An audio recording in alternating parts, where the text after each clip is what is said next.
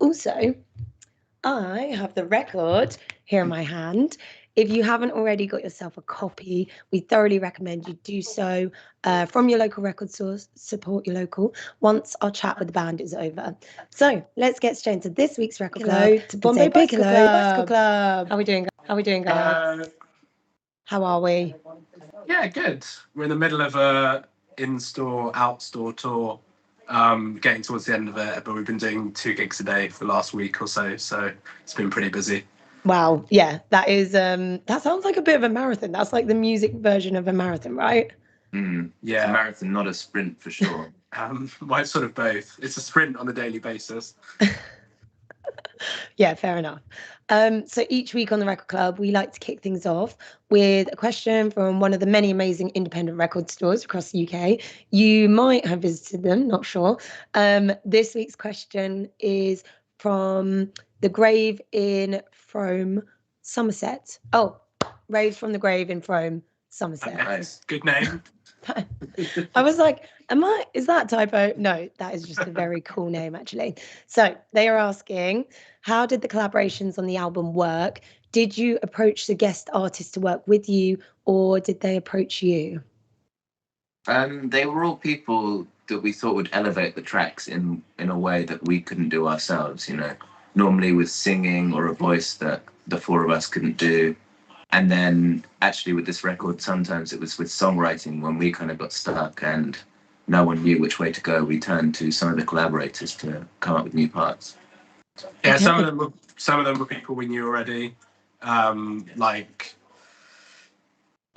think Jack had met Holly Humberston a couple of years ago when she'd asked him to come and sing at one of her gigs in London, and Damon Albarn, known for a while through his Africa Express project. And various other things, and that was one where I think Jack just went and played some of the demos on the record to him to see what he thought as a sort of like trusted third party.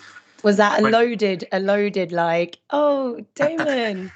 No, it wasn't. We got a message from Jack and he was like, do you guys mind if Damon Albarn sings on a song? We were like, yeah, okay. Oh no. I think it might have been them who's frozen.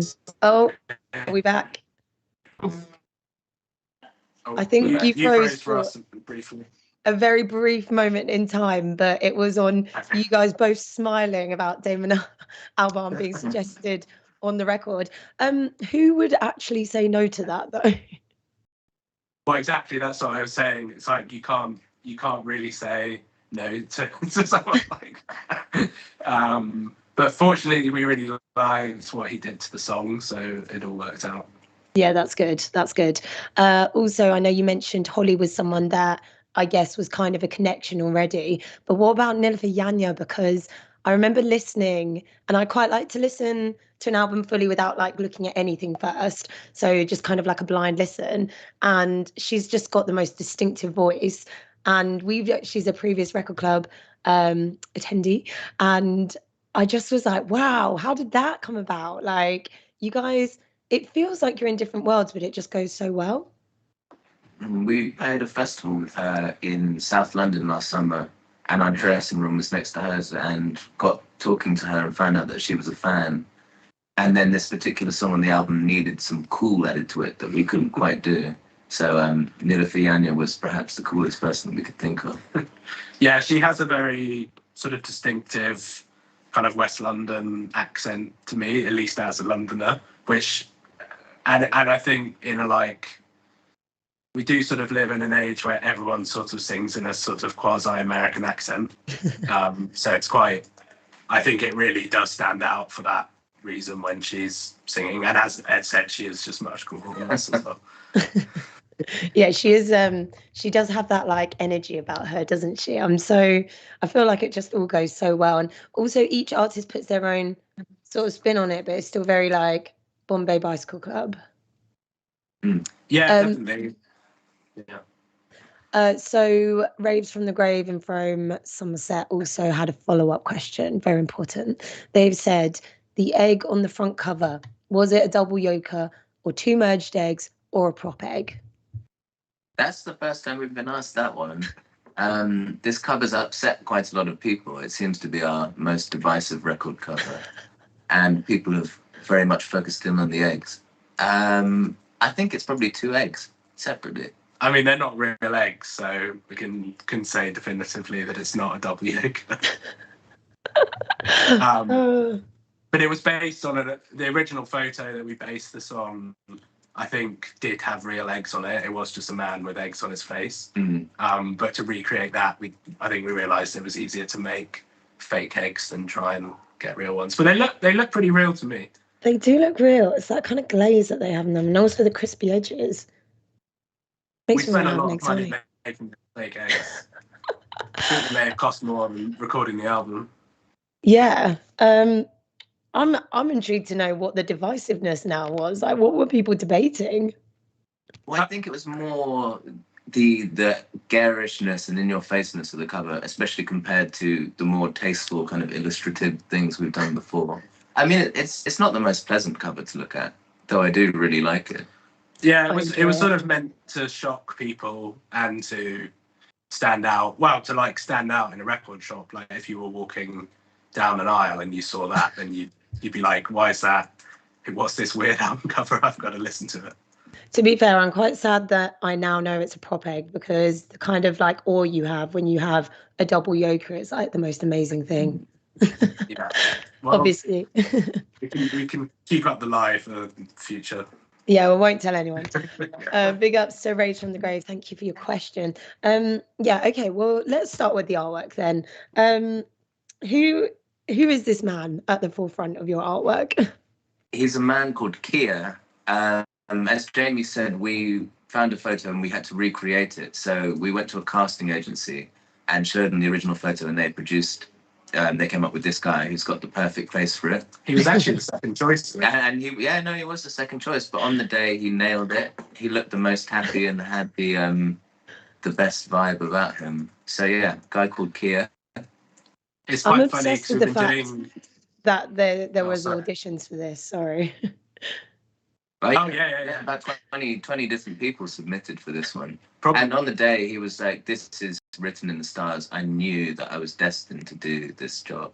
So, yeah. He grew up around the corner from us, and it turned out he was a fan of the band, so he was very excited to do it. Oh, wow. Immortalised on the cover as well. Absolutely love that. What was the picture? Do you remember who the photographer was, or? We just found it on the internet. It was used on what was it used on the cover of? It was one of those like catalogs, I think, in the 90s, where you could just pay for these images, and they had all these kind of wacky and wonderful things. And there was a guy with eggs on his face having the best time ever. And we thought it kind of, summed up what we wanted to do with the record. Yeah, amazing. It's quite funny because we've been doing these signings at record shops, and fans keep asking Jack if he's on the front cover of the album, which is incredibly funny because it's quite rude because they don't look anything alike, and just extremely funny that I'm convinced at some point that it's a plan and someone sort of paid them to ask them that just to wind them up. Just to keep winding them up. Again, won't tell anyone, so hopefully that won't continue. And how long was this record in the making for you? Like, where did it all begin? Did it begin with a particular song? It was probably the start of the pandemic, really. We put out our last album January 2020, and then obviously couldn't tour or do anything with that, and we kind of all went our separate ways in isolation. And Jack started sending us demos, and the second song on the record, I Want to Be Your Only Pet, was sent through, I think, a couple of months after that, and that was the time we knew we wanted to do it again. So ever since then, I guess that's about 3.5 years ago. I feel like that song, I actually don't really know why. I've got it as like a separate side note for you to explain it a bit more to me, because for some reason I feel like I've listened to that song more than any other song on the record, but it's probably not possible because I've been listening to it as an album. It just feels like it kind of stays with you, and it's kind of like a mantra, weirdly. Can you just talk to me about it? Well, I think I think just because it's like a repeated line over and over again, it does just stay with you, as you say. And interestingly, our last couple of albums have had quite a lot of songs that are like that, where they repeat the same line a lot. But this record, I think it's really only the first two songs on the album where they do that. And I've got no idea what the song is about. I'm not really sure Jack knows what the song is about either. I find it a little bit kinky, personally. But I'm not sure that was the intended purpose of the lyric. Okay, well, I didn't go with kinky. I kind of felt like it was like, I don't know, like wanting to have your like sole attention, but I guess that could turn kinky. Yeah. Now this song has a whole new meaning. And okay, so it's one that sort of rings around, and it's a weird one to like kind of be singing under your breath because it doesn't make too much sense. And how much of this album was like experimental versus sort of purposeful? That's an interesting question. I think a lot of it was experimental, to be honest. You know, the songs were written, and because it was produced by Jack and us, and over quite a long period of time, it kind of allows you to push and pull and tweak and take things out and move them around in a way that you can't if you're not producing it yourself, you know. So the songs developed far more than any that we've ever done before.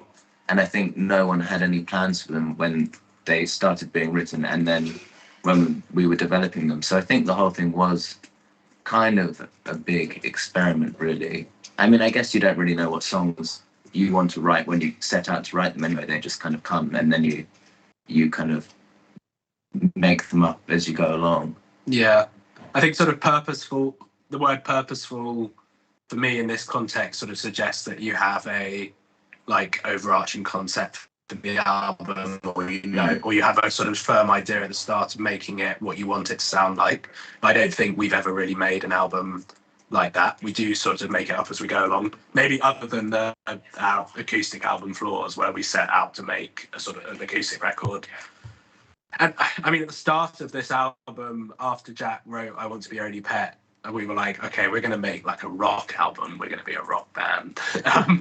But then that sort of fell apart quite quickly when we actually started writing the rest of it. Yeah.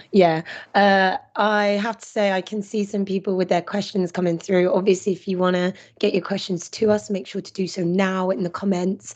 How important was track listing to you as well? Because obviously here on the Record Club, we like to celebrate the idea of the album. And I feel like, I don't know, things like the opening, it just kind of feels like the opening to a show, and the final riff as well. It's all just, even though the song is called Onward, kind of feels like maybe more music to come as well, which is always good. But it's just an iconic riff as well. That's actually the oldest piece of music we had for this record. I think it was written in about 2009 or 2010. And every album we've done since then, we've tried to work it into what we're doing, and it's never sat right, you know. It's never done the riff justice until this time round. So it took a good long time to put it there. And it's, you know, it's the perfect piece of music to end the record with as well, in answer to your first question. Track listing and how you enter and how you build and how you leave an album is very important to us, and that seemed like the perfect way to end it. Yeah, this was definitely one of the more challenging track listings to do, just because the songs are so varied and it's quite eclectic. And I mean, each song could sort of be a different band, to be honest. Like I'm like, we're listening to it, I'm like, well, this just sounds a bit sort of schizophrenic at times, where it's like veering around lots of different genres. I mean, my aunt Kirsty McCall, who was a musician, was married to a producer, very famous producer that made a lot of really big albums in the 1980s and 90s, and she was always asked to do the track listing. So she did like the track listing on like the U2 albums and Smith's albums, and her what she just did every time was like put the best songs at the start of the record and the worst ones at the end, which I think is actually sort of like makes the most sense, and particularly in the sort of streaming age makes a lot of sense as well, because like people have very short attention spans when it comes to listening to a whole album. But that's not to say we followed this on this record. I think in the past we tended to do like very front-loaded albums with the sort of best songs in the first half. That's so funny. I feel like this is one of my favorite albums from this year. I have to be diplomatic on the record club, just because I feel like the songs are all stand out on their own. But I don't think I'd argue against you saying they sound like they're all from a different band, because I feel like you can tell it's you. I feel like it's just the general overall energy, which you can't put your finger on, which I guess is what makes a great album. Has there been a surprising fan favorite since the release of the album? One that you were like, oh, I didn't know this would have such a like following. Yeah, I mean, one of the things I do really, or I'm very proud about with the album is that I think it's sort of more than the sum of its parts. So like all the songs are strong enough to sort of stand up on their own. There's not like a big single necessarily, or like 3 or 4 like big singles, but they're all like interesting and worthwhile by themselves. So it's been like there's kind of lots of different fan favorites so far, I think, just depending on what you like. I've been quite surprised by how positive the reaction has been to Rural Radio Predicts the Rapture. It's a bit of a tongue twister, just because it's like an instrumental, like electronic sort of, I don't know, starts as a trap song, ends up as a sort of hyper pop song. So I was quite surprised that Bombay fans have been into that. Yeah, I like that. I feel like it's I did actually like note it down. I was like, is this trappy? I'm not really sure. I'm rubbish with genre anyway. Yeah, before I get into the fan questions, there is one thing that I noticed. I can't remember whether I read it or heard it somewhere, but is there a hip hop version of this album somewhere? That's the ambition. We have already recorded a verse for that song by a grime MC, but I'm not going to say who. Oh, that is a tease and a half, isn't it? That is okay.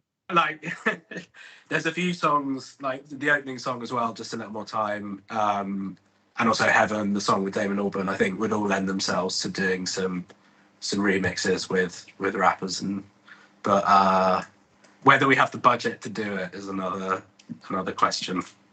Hey, look, I feel like where there's a will, there's a way. All right, Yeah. Jamie on the Record Club's Facebook, he goes, hi guys, great album. Who is the one person that you would have loved to have worked with on the album if you had a wish list? We kind of went over and above our wish list, really. That's a hard question. We've got I was going to say Damon Shaka Albarn Khan and is on Shaka this. Khan. Yeah. It doesn't really get much better than that, to be perfectly honest. Who would be? I mean, that's it.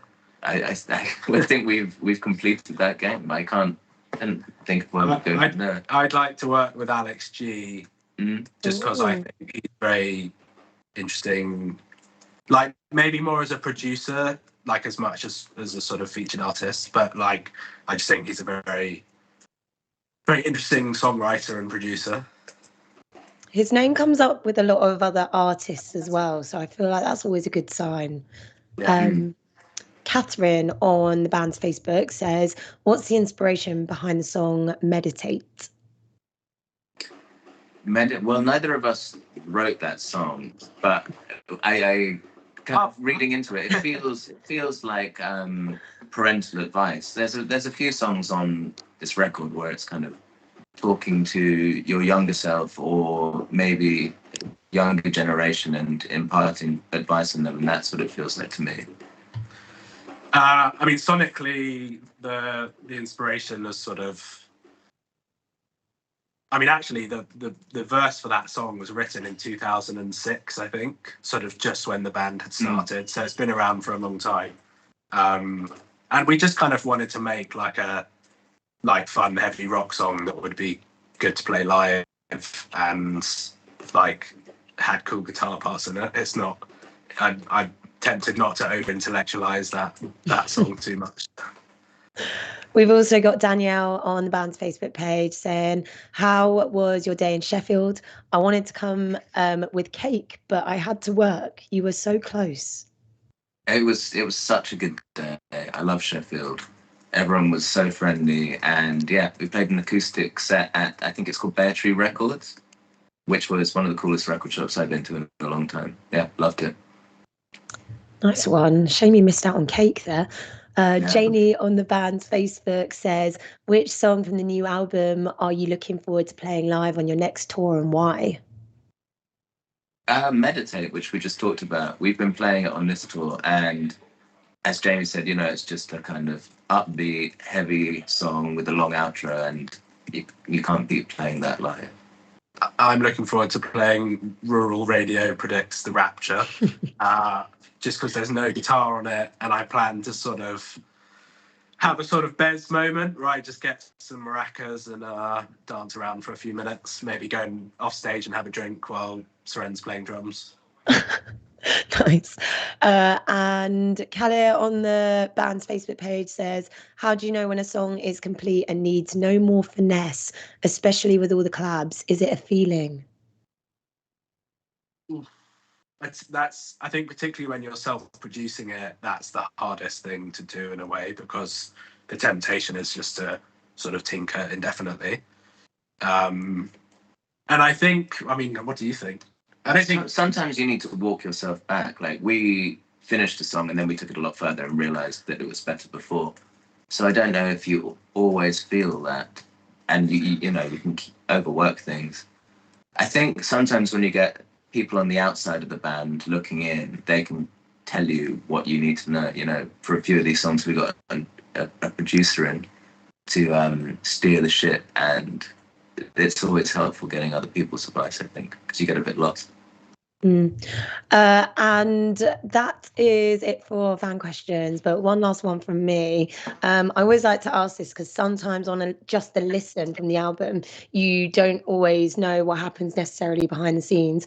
Is there something from like the recording or shooting for the album that you might not know from a first listen or just a listen to the album? That's a good question. It was mixed by our favourite mixer called Dave Fridman, who we've wanted to work with ever since we were in the band, and we finally got to do this one. And it's, I think, probably the best sounding record we've ever done.